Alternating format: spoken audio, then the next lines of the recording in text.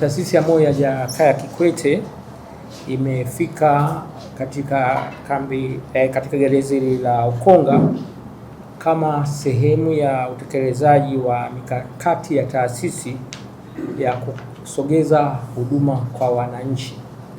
Taasisi hii imekuwa inafanya hivyo kwa kuwafuata wananchi pale walipo, na mpaka sasa hivi tunavyozungumza tumezunguka karibu ya mikoa mbalimbali, zaidi ya mikoa 26, lakini tumezunguka kwenye taasisi mbalimbali kwa kuwafuata wananchi pale walipo, na lengo letu ni kupima afya za moyo lakini na magonjwa mbalimbali yasiyoambukiza. Taasisi inatambua kwamba afya ni msingi wa kila raia, kwamba kila raia anahitaji kupata afya bora na si fursa, ni msingi wa kila raia.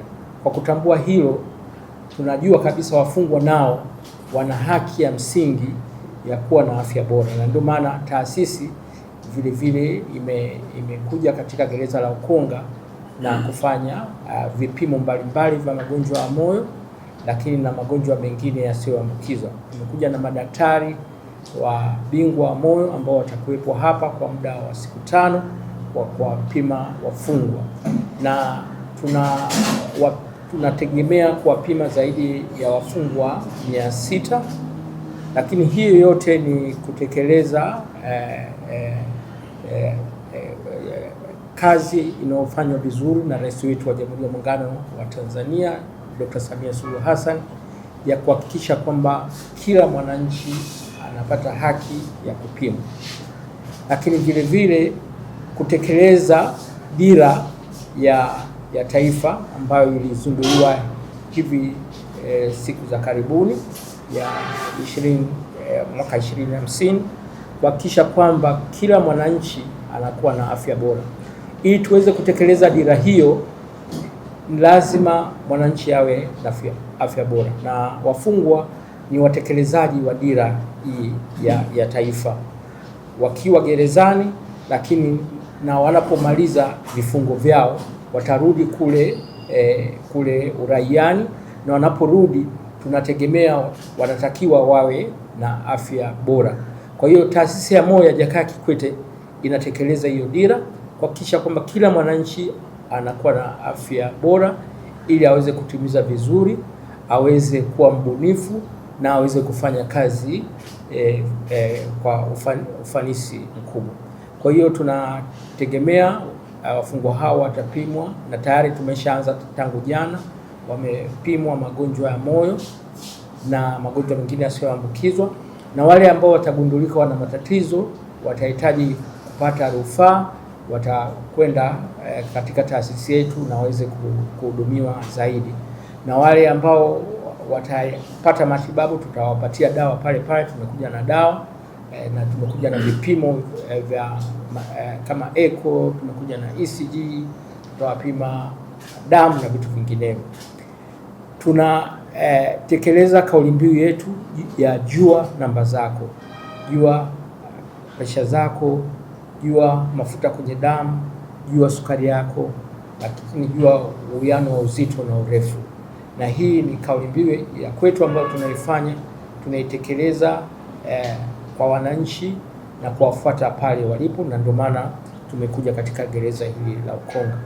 Lakini vile vile si tu gereza la Ukonga, tunategemea tutaenda kwenye magereza yote nchi nzima kuhakikisha kwamba wafungwa hawa wanakuwa na afya bora ili waweze kufanya vizuri, lakini kutengeneza haki yao ya msingi na kuhakikisha kwamba wana afya bora. Nianze kwa kutoa shukrani na dhati kwa Taasisi ya Moyo ya Jakaya Kikwete kwa kulikumbuka kundi la wafungwa katika swala zima la kuimarisha afya.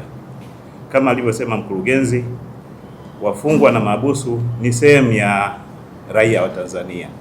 Kuwa kwao gerezani hakuwanyimi haki zingine kama haki ya matibabu na haki nyingine mbalimbali. Kwa tunatoa shukrani na dhati sana kwa taasisi hii kwa kuwakumbuka wafungwa katika swala zima la kucheki afya.